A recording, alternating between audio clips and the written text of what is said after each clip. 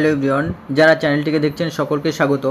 আপনারা ইতিমধ্যে অবগত আছেন যে গত 15 মে মহামান্য সুপ্রিম কোর্টের ডিভিশন বেঞ্চে অনারেবল জাস্টিস এস বোপান্না ও জাস্টিস সঞ্জয় কুমার হিয়ারিং অনুযায়ী যে অর্ডার দিলেন সেটা রীতিমতো হিমা কোহলি ম্যাডামের বেঞ্চের জাজমেন্ট অনুযায়ী 14 বোর্ডকে যে এফিডেভিট জমা দেওয়ার কথা ছিল সেটাই আবার রিপিট হলো। অর্থাৎ 20-22 সকল ক্যান্ডিডেটদের ইন্টারভিউ নিয়ে তাদের যে মেরিট লিস্ট দেওয়ার বা রেডি করার কথা ছিল সেটাই আবার 23 জুলাইয়ের মধ্যে সুপ্রিম কোর্টে সিল্ড কভারের মধ্যে সাবমিট করতে বলা হয়েছে। এখন মূল প্রসঙ্গ সেটা হলো যে 20-22 জিতলে কী লাভ আর হারলেই বা আনঅবজার্ভদের কী লাভ। দেখুন, আমরা ইতিমধ্যে জানি যে পর্ষদের এফিডেভিট অনুযায়ী 11,765 রিক্রুটমেন্টে উইথ অ্যাডিশনাল 5% প্যানেল ও ওয়েটিং লিস্ট সহ টোটাল যে প্যানেল বা দিয়েছে সেটার বেঙ্গলি মিডিয়ামের আর কোনো সিট নেই। আমরা যদি 2016, 2020 এবং রিক্রুটমেন্ট দেখি তাহলে দেখব পর্ষদ কিন্তু কখনোই 100% নিয়োগ করেনি। সুতরাং 3929 নট ইনক্লুডেডরা যেমন অ্যাপয়েন্টমেন্টে সুযোগ পায়নি, ঠিক তেমনি আনঅবজার্ভডরাও সুযোগ পাবে না।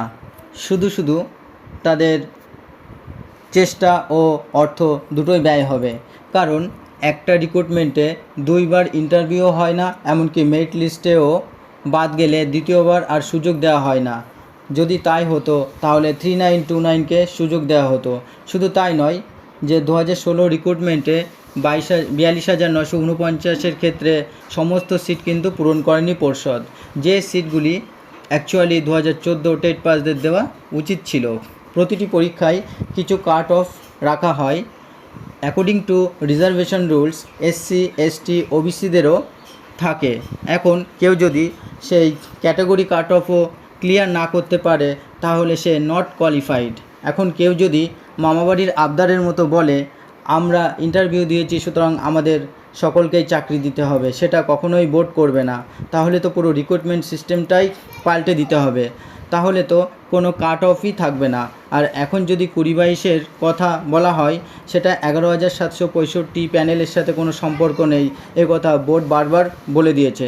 সুতরাং আনঅবজার্ভদের সাথে 20-22 কোনো সম্পর্কই নেই, কারণ 2108 সিট পর্ষদ কাউকেই দেবে না। আর বাকি রইল 20-22দের, তাদের জন্য যে 2225 সিট সেটা পর্ষদ আলাদাভাবে নিয়োগ করবে, সেটা আনঅবজার্ভদের সাথে কোনো মিলই নেই। সুতরাং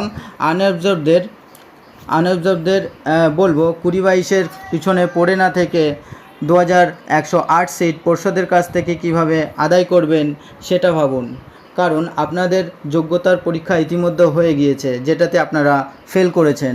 তাই অ্যাকর্ডিং টু বোর্ড এফিডেভিট 20-22 হারলেও তাদের কিছু হবে না আর জিতলেও তাদের কিছু হবে না, শুধু টাকাগুলোই আনঅবজার্ভদের নষ্ট হবে। কারণ পর্ষদ 2108 সিট 20-22দের দেবে না, তারা বলেছে 20-22দের জন্য আলাদাভাবে সিটের ব্যবস্থা করবে। তাই 20-22 হারলেও আনঅবজার্ভদের কোনো সিট দেওয়ার কথা সুপ্রিম কোর্ট কখনোই বলবে না, কারণ তারা অলরেডি রিক্রুটমেন্টে পার্টিসিপেট করেছে এবং নট ইনক্লুডেড প্রমাণিত হয়েছে। এখানে পর্ষদই চালাকি করেছে, 2100 সিট রেখে দিয়েছে। সুতরাং আনঅবজার্ভদের লড়াইটা পর্ষদের বিরুদ্ধে হওয়া উচিত। যেহেতু 20-22 সিট পর্ষদ ম্যানেজ করে দেবে বলেছে, সুপ্রিম কোর্টের এফিডেভিট দিয়েছে, যেহেতু পর্ষদের ভুল এবং পর্ষদের ভুলের কারণেই আজ 20-22 এই সমস্যা, তাই তার জন্য সমাধান পর্ষদকেই খুঁজতে হবে। সুতরাং আনঅবজার্ভডরা 20-22 বিরুদ্ধে যে লড়াই করছে সেটা সম্পূর্ণ ভিত্তিহীন, আর তাদের এই লড়াইটা পর্ষদের বিরুদ্ধেই হওয়া উচিত। এরকম চলতে থাকলে শেষ পর্যন্ত নোটিফিকেশনটাই নাই চ্যালেঞ্জের মুখে পড়ে, আর সেক্ষেত্রে 9533 নিয়োগটাও বাতিল হওয়ার মুখে পড়বে। সুতরাং চ্যানেলটা যারা দেখছেন সকলকেই ধন্যবাদ, আর যারা দেখছেন অবশ্যই ধন্যবাদ, এবং পাশে থাকা বেল আইকনটিকে প্রেস করে রাখবেন পরবর্তী শিক্ষা সম্পর্কিত সমস্ত আপডেট পাওয়ার জন্য। ধন্যবাদ।